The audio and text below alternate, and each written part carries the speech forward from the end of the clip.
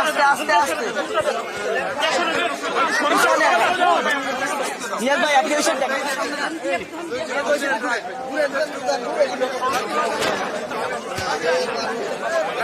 আস্তে আস্তে আস্তে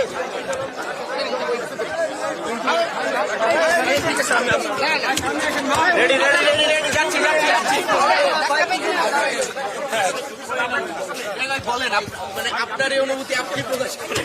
আমরা আজকে এই মানে এখন পর্যন্ত আমাদের এই আসনে 99টি কেন্দ্রের ফলাফল আমরা পেয়েছি।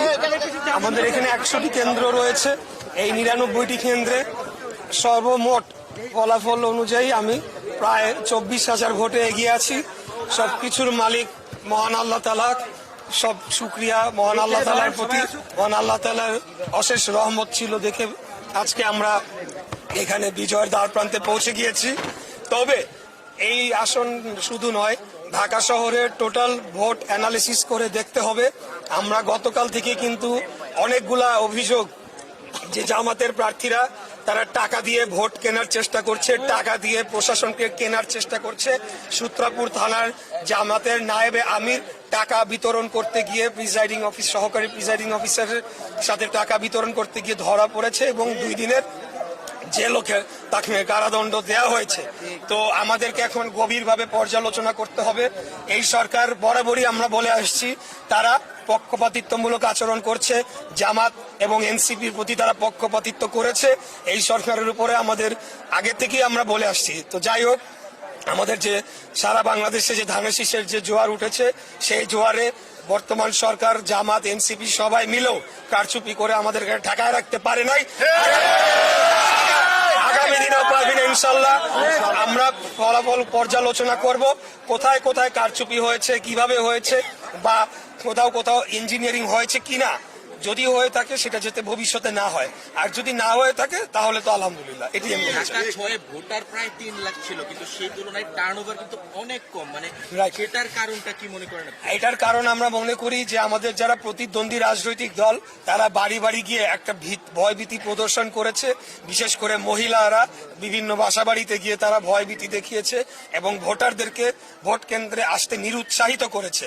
বিশেষ করে আমাদের এখানে অনেক হিন্দু ধর্মাবলম্বী ভোটাররা রয়েছেন, তাদেরকে এক প্রকার ভয়ভীতি প্রদর্শন করা হয়েছে।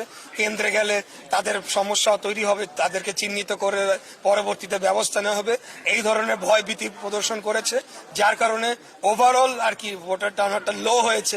তবে আমি মনে করি যে সামনের নির্বাচনগুলোর থেকে এটা অনেক বেশি হবে আর কি। সংসদ সদস্য প্রায় নির্বাচিত হয়েই গেছে। যদি বলি প্রথম টার্গেটটা কি থাকবে আপনি আর এই এলাকা? আমি শুরু থেকে বলে আসছি, আমাদের এই অঞ্চলের সবচেয়ে বড় সমস্যা গ্যাসের সংকট, তীব্র গ্যাসের সংকট। এটাকে আমি অন্তত আমাদের এই এলাকায় 1 নম্বর প্রায়োরিটিতে রেখেছি।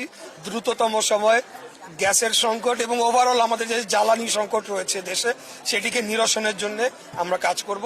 এটা আমাদের 1 নম্বর প্রায়োরিটি।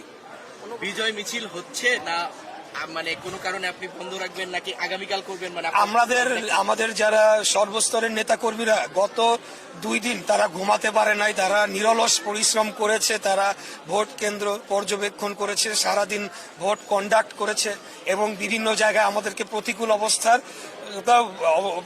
অবস্থার মুখোমুখিও হতে হয়েছে। বিশেষ করে আমরা লক্ষ্য করেছি আজকে যারা প্রশাসনের দায়িত্বে ছিল তার বড় একটা অংশ এবং সর্বপ্রকার আইন শৃঙ্খলা রক্ষাকারী বাহিনী এবং নিরাপত্তা বাহিনীর সদস্যরা বিভিন্ন জায়গায় জামাতের নেতা কর্মীদের পক্ষ অবলম্বন করেছিল, যার কারণে আমাদের নেতা কর্মীরা অত্যন্ত টায়ার্ড, তারা অনেক পরিশ্রম করেছে।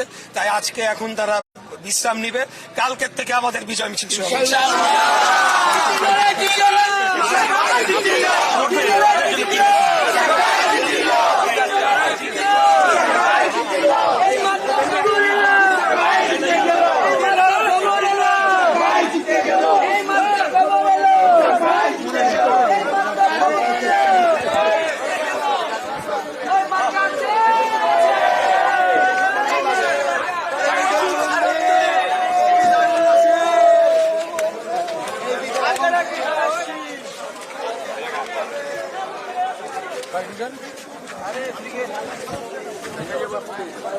ভাই আসসালামু আলাইকুম।